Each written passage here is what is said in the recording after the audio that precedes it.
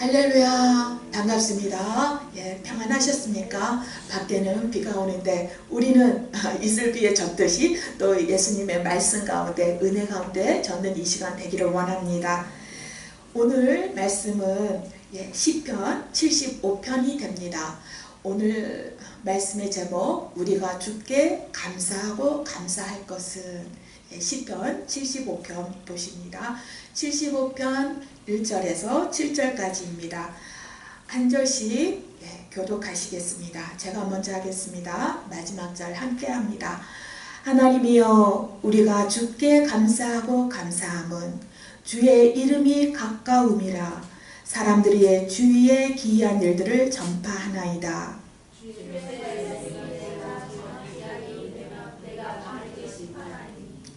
땅의 기둥은 내가 세웠거니와 땅과 그 모든 주민이 소멸되리라 하시도다.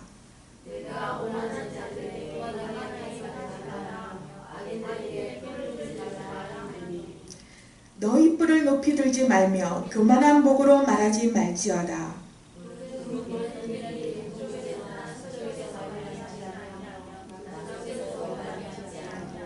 다 같이요. 오직 재판장이신 하나님이 이를 맞추시고 저를 높이시느니라. 아멘. 믿음이 흔들리고 예배에 집중하고 싶지 않을 때가 살다 보면 있지요. 여기는 그런 분은 오늘 안 나오신 것 같아요. 그런 분은 아직 안 나오셨고, 믿음이 좋아지고 또 예배에 집중이 되는 그런 분들만 나오시는 것 같은데, 근데 우리가 살다 보면 어느 순간에는 마음이 예배에 있지 아니하고 또 믿음도 흔들릴 때가 있습니다. 그럴 때는 사실은 우리가 스스로를 점검을 해봐야 돼요. 어떻게 점검을 하느냐? 지난 일주일간 내가 무엇을 생각하며 살았는가? 자기가 했던 생각들을 잘 찾아봅니다. 그리고 내가 어떤 말을 했던가? 그리고 내가 이런 생각, 이런 말을 한 거 보니까 내가 무엇을 바라보고 살았구나 하는 걸 알아줘야 됩니다. 우리가 흔히 신앙생활을 하다가 침체되고 낙담될 때가 있다면 그것은 바라볼 것을 바라보지 아니하고 바라보지 말아야 할 것을 바라봤을 때가 있다는 것이죠. 어떤 것을 바라봤느냐, 바라보지 말아야 할 것을 바라봤다면 바로 믿음이 없는데 너무 잘 되는 사람이 보이는 겁니다. 눈에. 또 나는 하나님 말씀을 잘 지키고 법대로 살려고 하는데 오히려 내 머리 꼭대기에서 나를 쥐락펴락 하는 사람은 믿지 아니하는 자요.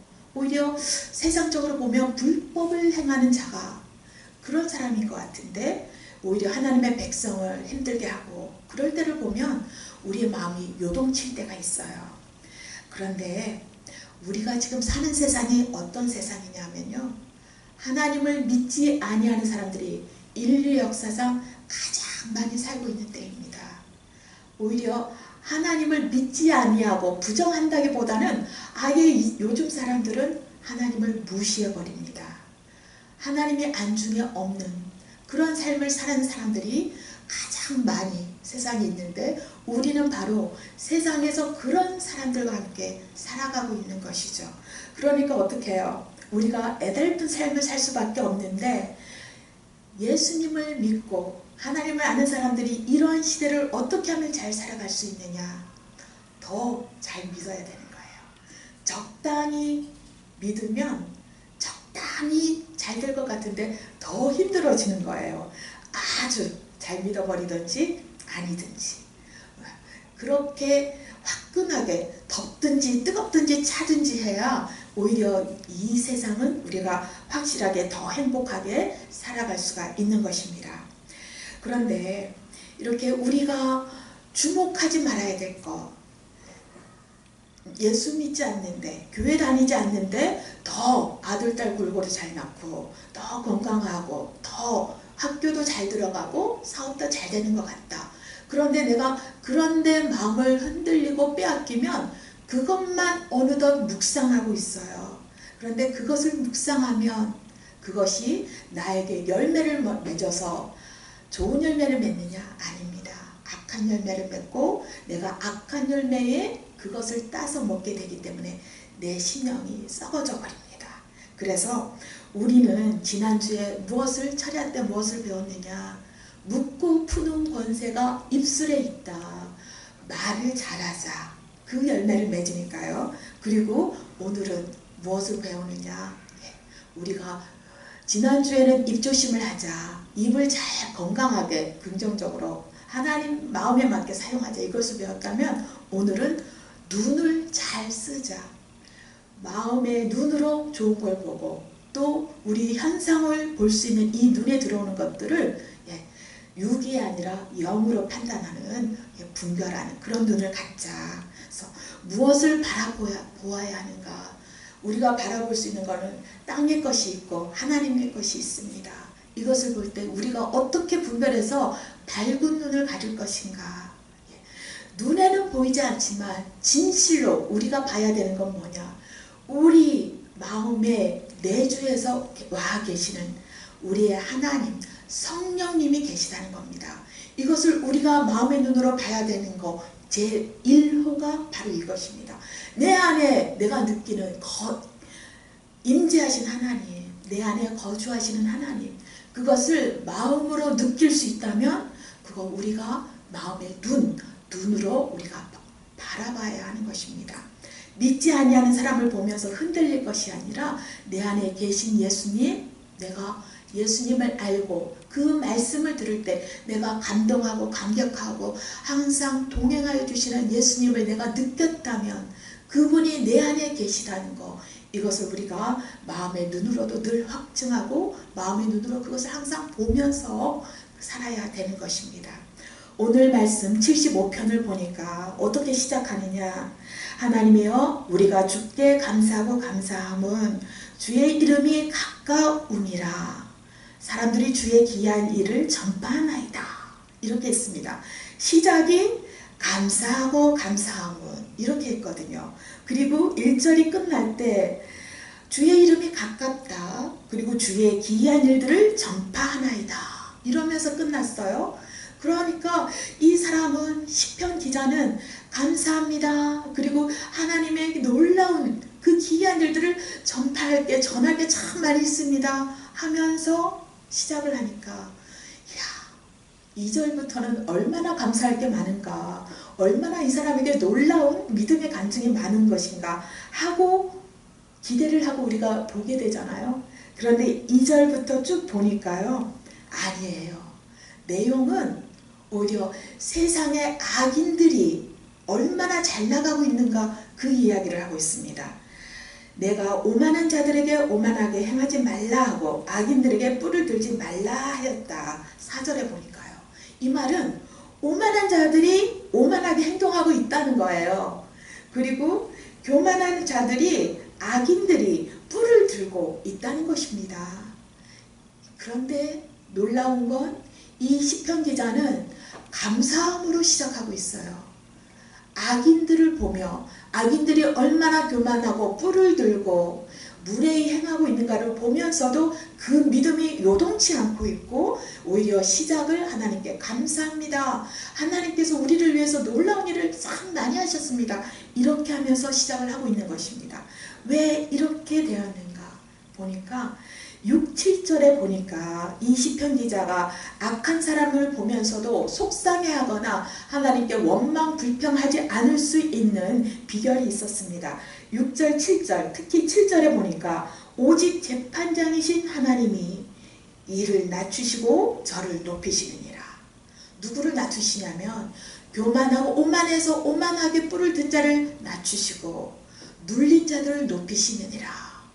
오직 재판장이신 하나님이 그랬습니다. 이게 이 시편 기자의 대단한 믿음의 간증인 것입니다. 어떤 간증이냐? 세상을 보니까 악인들이 잘 돼요. 오만한 자들이 뿔을 높였다. 교만하게 행동하고 악인들이 설쳐댑니다. 그러함에도 이 사람은 악인들이 왜 저렇게 잘 된 것이죠? 하고 하나님에게 묻지도 따지지도 않고 불평하지 아니하고 흔들리지 아니하며 내가 하나님께 감사합니다. 내가 하나님의 기이한 일을 압니다. 전파하겠습니다. 이렇게 할 수 있었던 거는요. 바로 하나님이 재판장 되신다는 거, 그것도 오직 하나님만이 우리의 재판장이 되심을 이 시편 기자가 알았고 그것을 항상 마음에 붙들어서 봤다는 거예요. 그래서 이 사람의 마음은 요동하지 않았습니다. 그리고 모든 일의 형국 마지막은 어떠냐? 이 시편 기자의 믿음이 진실되지 않습니까? 모든 사람은 한 번 나면 죽는 것이 정한 이치고, 또 한 번 사람이 죽을 때는 심판이 있을 것이다. 심판이 있다. 그 심판 때에 정죄함을 받지 아니하는 평안을 누리는 우리는 바로 그 재판장을 의지하는 것입니다. 아멘. 그래서 바로 우리가 이 시편 기자처럼 하나님을 보고 또 하나님의 심판대를 본다면 우리도 인류 역사상 최고로 믿지 아니하는 사람이 많고 믿지 아니하는 불법의 자녀들이 오히려 더 잘 되는 세상을 봐도 하나님 앞에 불평하거나 무례히 행동하는 그런 범죄함을 우리가 피할 수 있는 것입니다. 세상은 점점 악해집니다. 이건 성경에 나와 있는 그대로죠. 갈수록 악해지고 무정하고 무례히 행하는 그런 때가 되는 것입니다. 그러나 우리는 깨달아야죠. 무엇을 깨달아야 되냐면요, 우리의 진짜 문제는 세상이 악해가는 것이 문제가 아니라 우리 믿음을 가진 사람들이 오히려 믿음 갖지 아니하는 잘 나가는 사람들을 보면서 그들을 투기하고, 그러다가 그들을 부러워하고, 그러다가 믿음을 잃고 흔들리고, 오히려 불법의 자녀들을 닮아가는데 우리의 큰 문제가 있다는 것을 우리가 알아야 하는 것입니다. 예수님도 여기에 대해 이미 말씀하신 게 있어요. 마태복음 7장 22절 23절을 보면요, 마태복음 7장 22절 23절을 봅니다. 예수님은 뭐라고 말씀하셨나? 주의 이름으로 선지자 노릇을 하며 주의 이름으로 귀신을 쫓아내며 주의 이름으로 많은 권능을 행하지 아니하였나이까. 많은 사람들이 나보고 그런 말을 할 것이다. 주의 이름으로 백성이 된 것은 물론이고 오히려 더 믿음이 좋아서 높은 선지자 노릇도 하고 많은 권능도 행하지 않았습니까? 했을 때, 그러나 예수님께서는 무엇이라고 23절에 말씀하셨냐면, 내가 너희를 도무지 알지 못하니 불법을 행하는 자들아 내게서 떠나라. 불법을 행하는 자들아 내게서 떠나라. 그랬다는 것은 너가 한 행위가 중요한 것이고 믿음이 권능에 있는 게 아니라 너가 불법을 했느냐 아니했느냐, 그 행위의 중심은 불법을 했느냐 아니냐는 것이에요. 그리고 불법을 했다면 너는 나와 관계가 없다. 나를 믿어서 믿음이 큰 믿음으로 인해서 어떤 능력을 행할 수는 있지만 나와는 사랑의 관계, 진짜 신의의 관계가 없다는 그런 것입니다. 그 이유가 뭡니까? 바로 예수님께서는 능력을 행하는 걸 중요하게 생각하신 게 아니라 우리의 열매, 삶의 열매, 예수님께 붙어 있느냐 없느냐. 우리가 열매를 맺으려면 포도나무이신 예수님께 붙어 있어야만 되는데, 붙어 있었다면 우리에게 열매, 삶의 열매가 있을 것이고, 붙어 있지 않다면 열매가 없을 것이기 때문에 예수님과 결국 불법을 행했다는 건 예수님한테 붙어 있지 않았다. 붙어 있지 않았다는 것은 결국 뭐예요? 열매가 없다는 거예요. 그런데 그 열매에 대해서 성경 말씀은 어떻게 말씀해 주시냐면요, 능력과는 상관이 없다고 했습니다.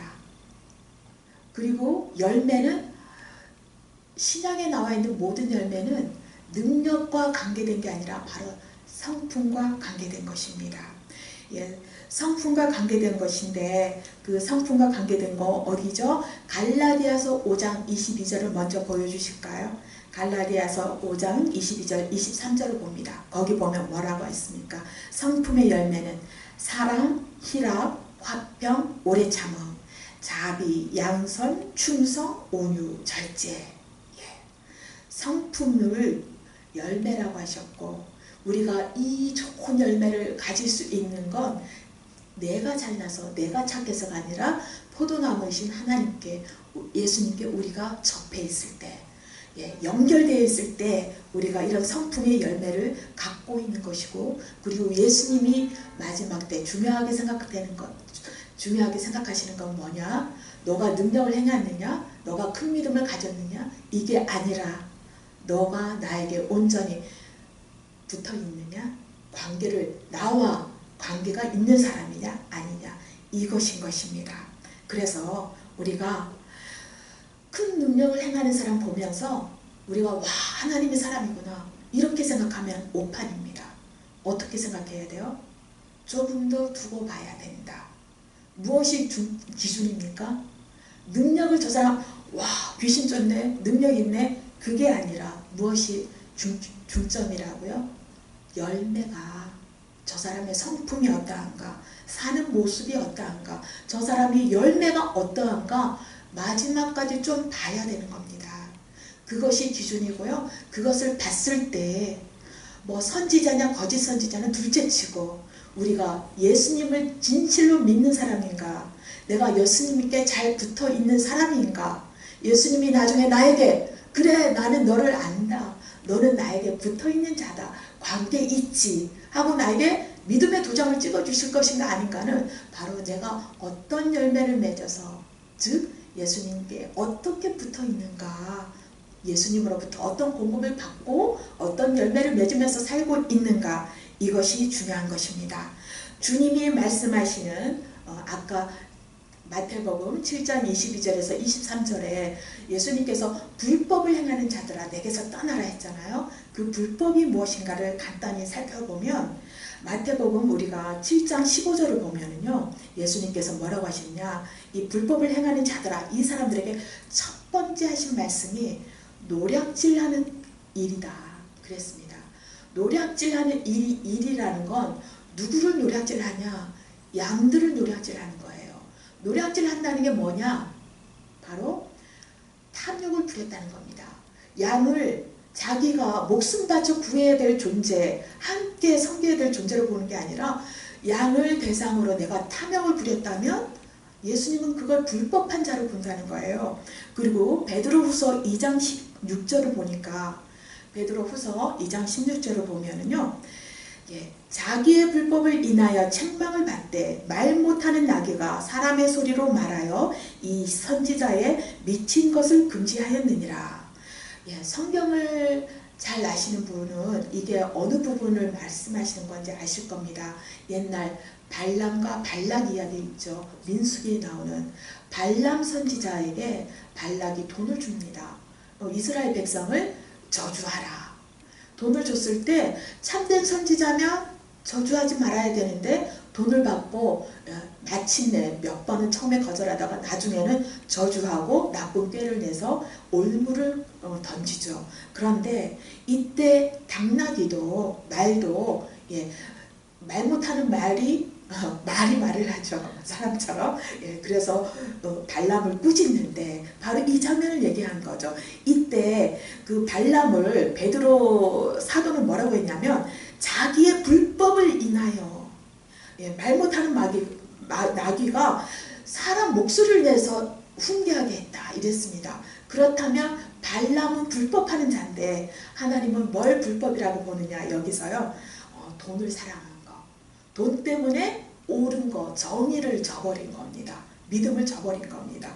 그래서 불법은 처음에 노략질하고 탐욕하고 양을 대상으로 탐욕 부리고 지키지 아니했고, 또 돈을 너무 사랑해서 돈을 주는 대로 따라간 거, 그리고 요한일서 3장 4절 보니까 거기에 뭐라고 했느냐, 죄를 짓는 자마다 불법을 행하나니 죄는 불법이라 했습니다. 바로 하나님 나라에서는, 하나님 보시기에는 죄를 지으면 불법이라는 거예요. 세상의 법을 말하는 게 아닙니다. 하나님의 말씀, 하나님의 법, 십계명과 하나님 주신 그 율법을, 그 율법의 정신, 하나님을 사랑하고 이웃을 사랑하는 거, 그걸 깨트리는 거, 그 죄는 불법이라고 했습니다. 예수님의 이름으로 능력을 행했다면 예수님을 알았다는 것이고 믿음이 있다는 것이고 또 그랬기 때문에 능력이 나왔다는 것인데 왜 이들이 불법을 행하는 사람들이 되었을까요? 바로 아까처럼 바라보는 걸 제대로 바라봐야 할 것을 바라보지 않았고 돈을 바라봤거나 다른 것을 바라봤기 때문입니다. 우리가 하나님을 바라보고 하나님이 나를 향하여 어떤 사랑을 주셨고 어떤 뜻을 가지고 나를 인도하시는가 이걸 꾸준히 우리가 바라봐야만 되는데 잘못 바라본 거예요.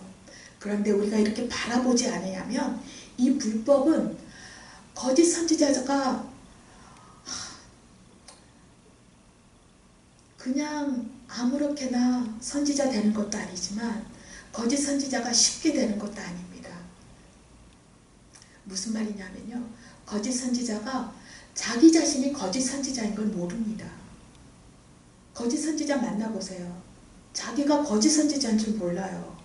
그래도 참되게 살려고 하고 하나님 말씀도 잘 알고 있고 자기가 선지자라고 생각합니다. 이 땅에 살아왔던 많은 거짓 선지자들이 다 그렇게 생각하다가 마지막에 하나님 앞에 멸망의 심판을 받는 것입니다. 이 불법이요. 너무나 미묘하고 교묘하게 사람 마음으로 들어오기 때문에 그렇습니다. 거짓 선지자가 일부러 나는 돈을 사랑해야지, 거짓 선지자 돼야지 이렇게 해서 되는 것이 아닙니다. 우리가 마음을 굉장히 단속을 열심히 하지 않으면 어느 순간 우리 믿는 자가 어느 순간 나 같은 목사도 쉽게 불법으로 마음이 젖어들어 버립니다. 아주 불법이라는 건 나 불법이에요 하면서 딱 당당하게 오는 게 아니거든요. 가랑비에 이슬비에 옷이 젖듯이 살며시 스며듭니다. 우리가 영분별을 똑바로 하지 않으면 어느 순간 이렇게 내 생각이 변했지? 변한 줄도 몰라요. 그런데 마지막에 가면 내가 변했구나. 마지막 때 하나님께 가까이 갈 때가 하나님께 갈 때가 가까워지면 두려움이 임해지고 그러면 자신을 돌아볼 때 내가 변했다는 걸 합니다. 너무 멀리 가버리는 거예요. 그래서 우리는 마음을 잘 들여다봐야 되는 거예요. 우리가 우리 마음을 무릇 지킬 만한 것 중에 마음을 지키라고 했지 않습니까? 생명의 근원이 여기서 납니다. 그런데 이 마음이요 지키기가 참 어려워요. 그래서 우리가 눈을 우리 마음에 대해서 아주 세밀하게 자기 마음판이다 생각하면서 자기 마음판을 한결 한결 아주 뜯어보듯이 잘 들여다봐야 됩니다. 매일매일 그렇게 못하더라도 가끔씩은 반드시 그렇게 해야 됩니다. 그래야 잘못된 것이 들어오지를 않아요. 찬찬히 뜯어봐야 되는데 마음을 뜯어볼 때 어떻게 뜯어봐야 되느냐. 내가 요즘에 뭘 좋아하지? 내가 예수님을 많이 사랑하는 마음이 어떻게 되고 있나? 말씀을 나는 귀찮아하지 않는가? 또 예배 가는 게 싫어지고 있지 않는가? 그리고 교회 생활이 내가 가식적으로 아니면 판에 박힌 듯이 하고 있지는 않은가? 이런 것들을 잘 생각하면서 자기 마음을 들여다봐야 되는 거예요. 그리고 두 번째는 자기의 믿음 있지 않습니까? 내가 믿음을 가지면 기뻐지고 나는 어떻게 살고 싶어. 하나님께 어떤 사람으로 서 있고 싶다. 이런 게 있는데 이런 믿음의 방향성이 어디를 향하고 있는지 이것을 봐야 됩니다. 내가 원하는 게 뭔가? 나는 무엇을 구하는 기도를 지금 하고 있는가? 내가 하나님께 원하는 것, 구하는 게 무엇인가를 그리고 그것을 위해서 어느 만큼 기도하고 있는가 이것을 잘 살펴보아야 합니다. 내가 하나님께 궁극적으로 구하고 있는 것 그게 물질인가? 아니면 물질을 구하는 것 같지만 사실은 내 마음속에 더 깊이 구하고 내 방향의 끝은 하나님께 향하고 있는가 아닌가 이걸 봐야 되는 것입니다. 주님의 사랑을 아니면 가정의 안정을 어느 걸 내가 먼저 아니면 제일 깊은 곳에서 내가 원하는 게 무엇인지 자기 마음을 한번 잘 봐야 되는 것입니다. 우리가 사실 물질을 주로 하나님께 구할 수 있어요.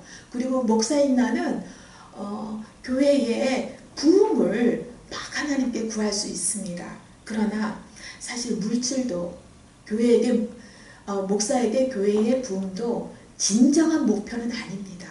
우리가 그것을 구하고 또 그것을 구해야 되죠. 하지만 그게 진정한 마지막 목표는 아니라는 것입니다. 우리의 진짜 목표는 무엇입니까? 예수님을 닮아가는 것. 그리고 예수님을 사랑하는 것. 진짜로 예수님과 그 친밀한 교제를 내가 누리면서 예수님과 동행해 가는 것. 이것이 우리가 원해야 되는 가장 중요하고 가장 깊은 그 갈망이고 그 소원이 되어야 하는 것입니다. 예수님과의 관계가 이런 게 잘 되면 그 다음에 다 잘 되는 거예요. 그 다음에는 우리가 무엇을 구하든지 강구하는 대로 다 이루어진다고 성경은 우리에게 그렇게 약속하고 있지 않습니까? 예수님과의 이 관계, 이 깊은 갈망이 바로 서 있으면 우리는 물질을 구하면 물질에 대한 것도 사실 이 과정에서 다 풀어져 버립니다. 또 내가 목사로서 교회의 부흥을 구한다. 그러나 부흥에 얽매이지 않고 사실은 예수님과 내가 동행하는 것, 목사로서 예수님과 무엇보다 예수님과 친밀한 교제, 주님과의 동행이 나에게 가장 깊은 기쁨이 됩니다. 이 고백 위에 부흥을 구하면 그거 다 이루어집니다. 시간의 문제지 그건 예수님께서 보장하신 거예요. 그래서 설령 우리가 잘 지금 되고 있지 않다 하더라도 이 관계 설정이 예수님에 대한 사랑이 있다면 괜찮은 거예요. 건강한 거예요. 그런데 예수님과의 관계를 사모하지 않고 눈에 나타나 있는 것만 추구하고 그것만을 뭔가 하나의 기준점으로 삼는다면 그거는 병들어 있는 거죠. 능력이 있으니까 하나님의 사람인가 봐. 생각하기 쉬운데 그렇게 생각하면 안 된다는 거죠. 그건 착각이라는 겁니다. 성경은 능력과 열매를 따로 구분해서 말씀한다고 아까 분명히 말씀드렸습니다. 우리가 이처럼 불법을 행치 않아야 성령의 열매를 추구하고 예수님과 사랑의 관계로서 관계 설정이 돼서 잘 포도나무에 붙어 있어야 그래야 진정한 우리가 구원의 사람이라고 할 수가 있는 것입니다. 사실 우리가 죄를 지어도 하나님은 즉시 심판하지 않습니다. 하나님이 몰라서 죄를 지어도 그냥 놔두시는 게 아니라요. 어떠냐? 하나님은 우리가 회개하고 돌아오기를 기다리시고 계시는 겁니다. 그런데 하나님이 좀 느긋하신 분이에요. 하나님이 아닌 말로 엉덩이가 좀 질겨요. 쭉 우리는 그냥 엉덩이가 들썩들썩 하는데 이제요 저제요 하루살이가 그렇지 않습니까? 우리 60, 70, 80평생인데 빨리 언제 해주시지 이러는데 하나님은 느긋하시잖아요. 알프야 오메가이신 하나님은. 그런데 우리 인생을 아시고 우리 체질을 아시고 우리의 시간을 아시기 때문에 그분은 우리의 시간에 맞춰서 정확하게는 해주십니다. 그런데 우리가 보기에 너무 우리가 조급하기 때문에 하나님이 되게 느린 보같이 생각되는 거예요. 그러나 하나님을 믿으십시오. 하나님이 시간에 대해서도 하나님 분명하십니다. 베드로 후서 3장 9절을 보니까 어떻게 하셨어요? 한번 다 같이 읽어볼까요? 주의 약속은 어떤 이들이 더디다고 생각하는 것 같이 더딘 것이 아니라 오직 주께서는 너희를 대하여 오래 참으사 아무도 멸망하지 아니하고 다 회개하기에 이르기를 원하시느니라. 맞습니다. 하나님은 우리에게 다 회개할 기회를 주시고자 그것을 원하시기 때문에 기다리시는 겁니다. 그래서 더디다고 우리는 생각하기 쉽다고 벌써 베드로도 다 이렇게 말씀하셨네요. 그런 것입니다. 옛날 사람도 우리처럼 조급했고 왜 주님은 더디십니까? 그랬는데 그런데 더디게 오시는 하나님 왜 그러신가 봤더니 우리를 사랑하시기 때문에 우리가 멸망당하지 않기를 원하시기 때문에 거짓 선지자의 영혼도 하나님께서 사랑하시고 그들의 영혼까지도 보호하셔서 그들에게 기회를 주시는 겁니다.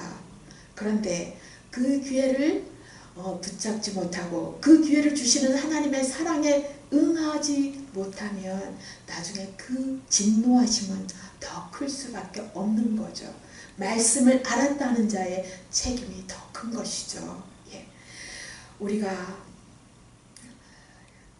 이런 불법한 관계에 청산하고 또 불법한 자의 자리에 앉지 아니하고 하나님 앞에 바로 앉을 수 있고 자리매김할 수 있는 딱 한 가지 방법은 주님을 바라보는 것입니다. 악한 세상 쳐다보기 그치고 예수님만을 바라보는 것인데, 예수님만을 바라보는 것, 무엇을 바라보느냐? 그분이 왜 이 땅에 오셨는가? 나를 위해 무엇을 해주셨는가? 나를 얼마만큼 사랑해 주셨는가? 그것을 생각하시는 겁니다. 나를 위해 베풀어 주신 그분의 은혜를, 그분이 나를 어느 만큼까지 사랑해 주셨는지를 우리가 기억하고 또 기억하는 것입니다. 그리고 여기에 대해서 생각하고 끝나는 게 아니라 여기에 대해서 하나님께 입술로 고백하는 겁니다. 하나님, 제 마음에 오세요. 청하고 동행해 주세요. 간청하고 또 저는 하나님을, 예수님을 사랑하는데 이런 것을 해주시니 감사하고 이렇게 해주시니 사랑하고, 이것을 입술로도 고백합니다. 마음으로 고백하면 좋고요. 입술로 고백하면 더 좋은 것입니다. 날이면 날마다 24시간 예수님을 생각할 수 있는 온 시간을 다해서 생각하고 그때 또 입술로 고백하고 예수님께 대화하실 수 있으면 이게 대화입니다. 하나님은 우리 처음에 귀에 안 들릴지 몰라도 내가 말을 걸고 내가 주님께 말씀을 드리면 이게 대화가 시작되는 겁니다.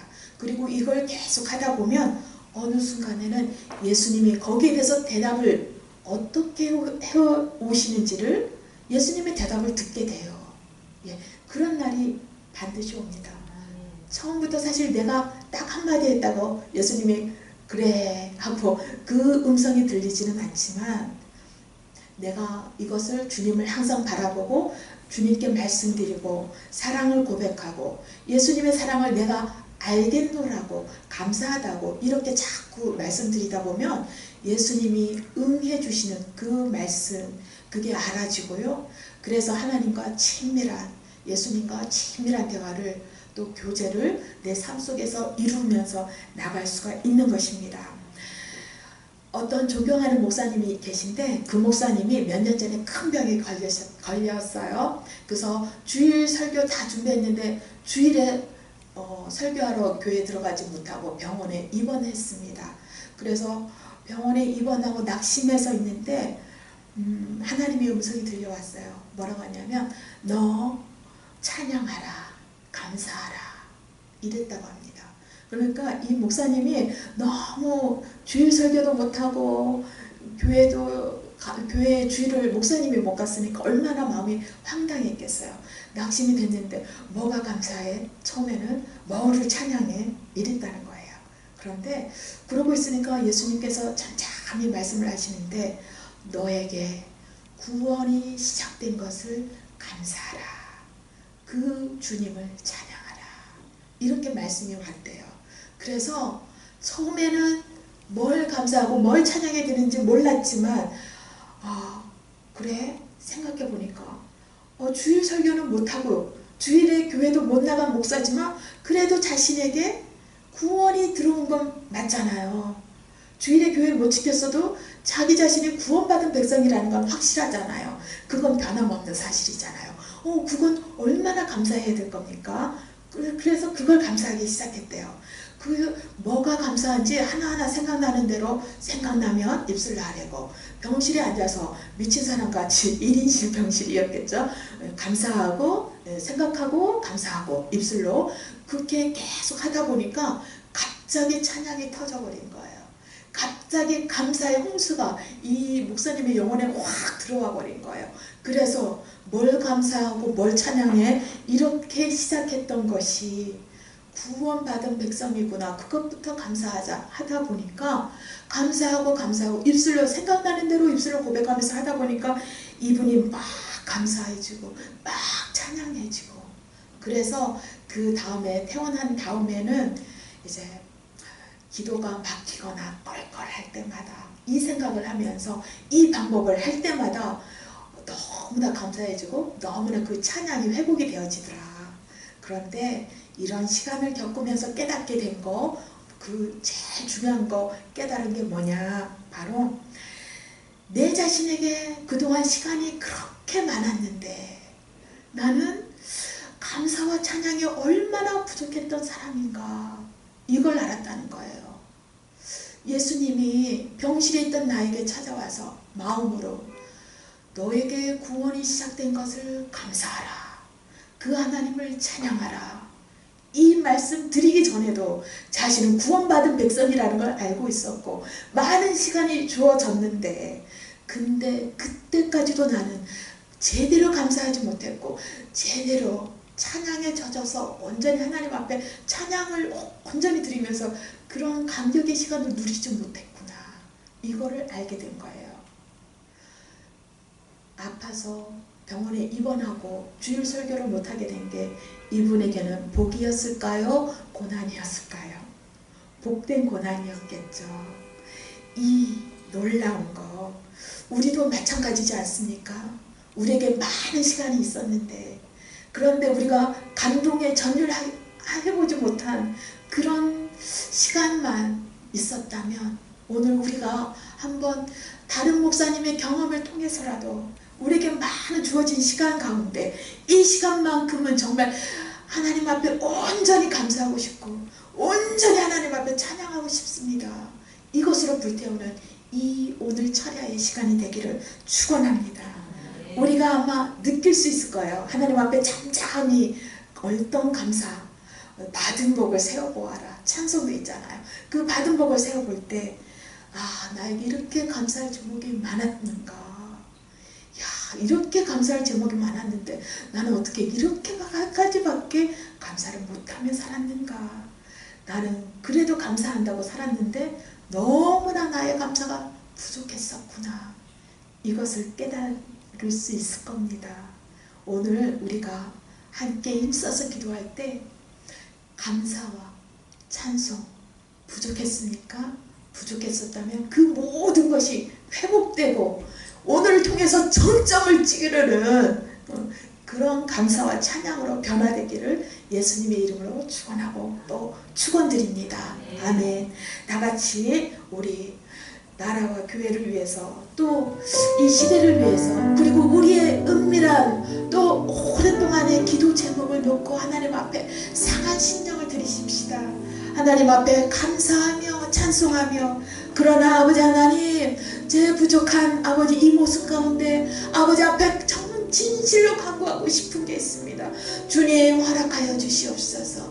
감사하며 찬송하며 아버지를 찬양하며, 아버지여 나의 또 상한 심령 이 시간에 내려놓사오니 아버지여 나의 상한 심령을 받으시고 내 안에 깊은 아픈 마음들을 가져가 주시고 내 모든 기도의 제목 응답하여 주시옵소서.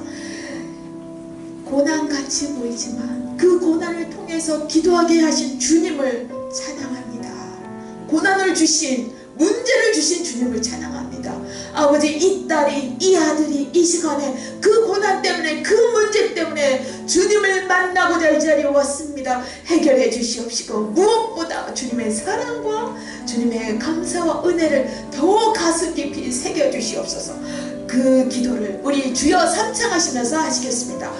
주여 삼창하십니다. 주여! 주여!